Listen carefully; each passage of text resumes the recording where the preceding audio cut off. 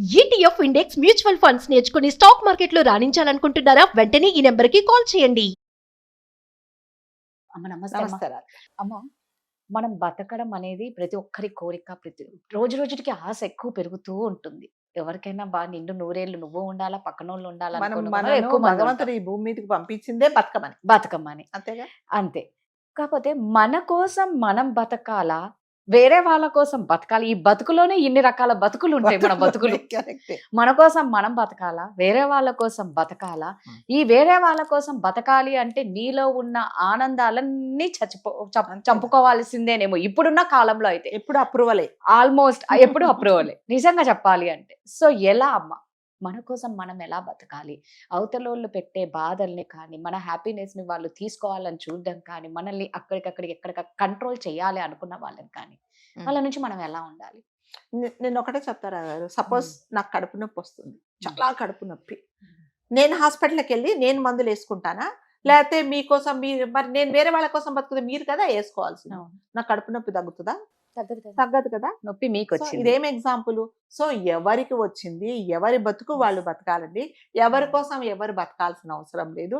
ఎవరి హ్యాపీనెస్ కోసం అంటే ఎవరి హ్యాపీనెస్ కోసం ఎవరి కోసమో నేను బతకాలంటే నా సెల్ఫ్ రెస్పెక్ట్, నాలో ఉన్న కోరికలు, నేనేం చేయాలనుకున్నది అంతా వదిలేసి ఎంతసేపు వచ్చి వేరే వాళ్ళని అడగాలి. అంటే అంటారు కదా, ఇది చేయాలా, ఇలా ఉంటే నీకు ఇష్టమా, ఓకే నాకు ఈరోజు నీకు ఏం తినాలని ఉంది చెప్పు, నేను కూడా అదే తింటా, ఓకే నేను ఏ డ్రెస్ వేసుకోవాలి నీ ఇష్టం, నువ్వు చెప్తే నేను అంటే నా రిమోట్ తీసుకెళ్ళి మీ చేతిలో పెడతా. అప్పుడు ఏం చేస్తారు? మీకు ఇష్టం ఉంటే ఆన్ చేస్తారు, లేకపోతే లేదు. అంతే కదా. మరి అప్పుడు నా హ్యాపీనెస్ ఏముంటుందండి? నా కోసం నేను ఎప్పుడు బతుకుతా? నా హ్యాపీనెస్ ఏంటి? నా కోసం నేను బతికినప్పుడు, నా ఇష్టపూర్వకంగా నాకు ఏది కావాలంటే అది చేసినప్పుడు కదా నేను హ్యాపీగా ఉంటాను.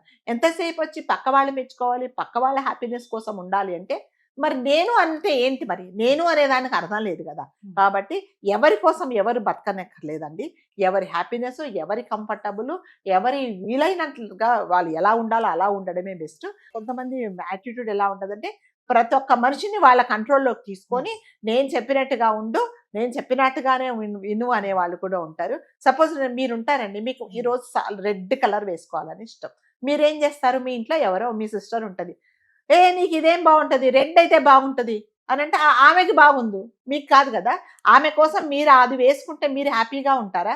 తను కదా. అంటే వేరే వాళ్ళ కోసం వేరే వాళ్ళు హ్యాపీగా ఉండాలని మీరు ఎందుకు సాక్రిఫైస్ చేస్తారు? అంటే మీకోసం మీరు ఇంకెప్పుడు బతికే రోజులే ఉండవా? కాబట్టి ఎప్పుడు ఎవరి కోసం ఎవరు బతకక్కర్లేదండి. అంటిల్ అన్లెస్ నేను చేసే పనుల వల్ల, నేను మాట్లాడే మాటల వల్ల మీకు ఏమన్నా ఎఫెక్ట్ అవుతే, మీ లైఫ్లో ఏమన్నా తక్కువ అయిపోతే, మీరు ఏమన్నా నష్టపోతే అది నేను సరి చేసుకుంటా తప్ప నా కోసమే నేను బతుకుతాను, నా హ్యాపీనెస్ కోసం నేను ఉంటా. నాకు ఈరోజు బయటికి వెళ్ళాలని వెళ్తా, అంతే. నాకు ఈరోజు బయటికి వెళ్ళి బిర్యానీ తినాలని నేను తింటా. ఈరోజు తినకూడదు, నువ్వు తినకూడదు అంటే అది నీవు కాదు. అంటే నీవు చెప్పిన మాట నేనుంటే నువ్వు హ్యాపీగా ఉంటావు, నేను ఉండను. కరెక్ట్ కదా.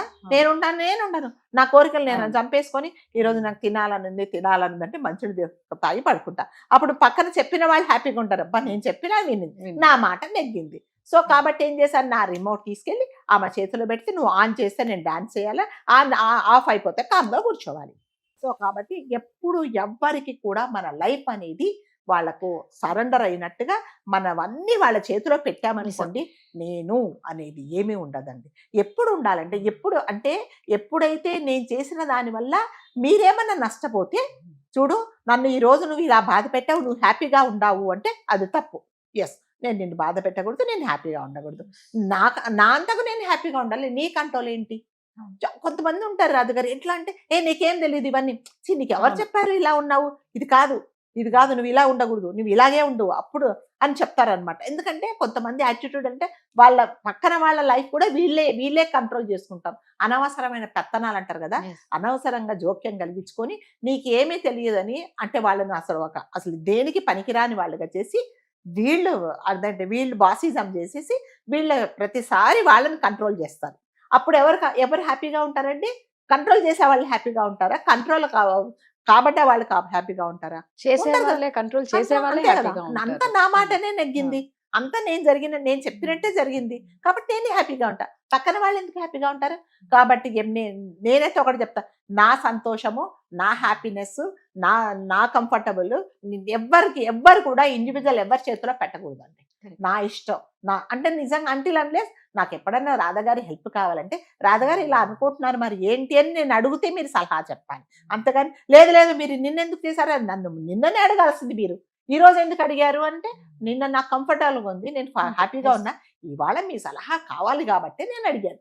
కాబట్టి ఎప్పుడు ఎవ్వరు కూడా మన జీవితాలు ఎప్పుడు ఎవరి చేతులలో పెట్టకూడదండి.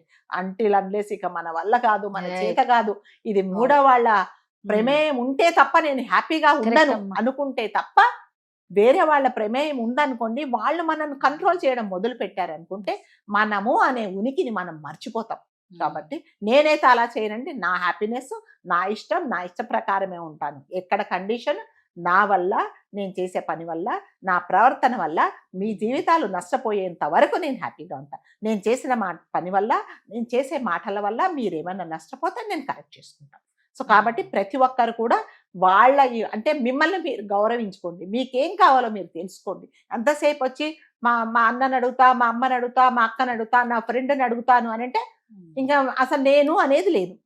కాబట్టి ఎప్పుడైనా అవసరమైతేనే వేరే వాళ్ళని అడగండి. లేకపోతే మీరు ఎలా ఉండాలనుకుంటున్నారో, మీరు ఏం అవ్వదలుచుకున్నారో అలాగే ఉండి జీవితాలను హ్యాపీనెస్ గా ఉంచుకోండి. అది మీ జీవితం. మన వల్ల ఒకరికి ఇబ్బంది లేని లైఫ్ మనం హ్యాపీగా ఉండాలి అనుకుంటే ఖచ్చితంగా ఉండొచ్చు. Thank you.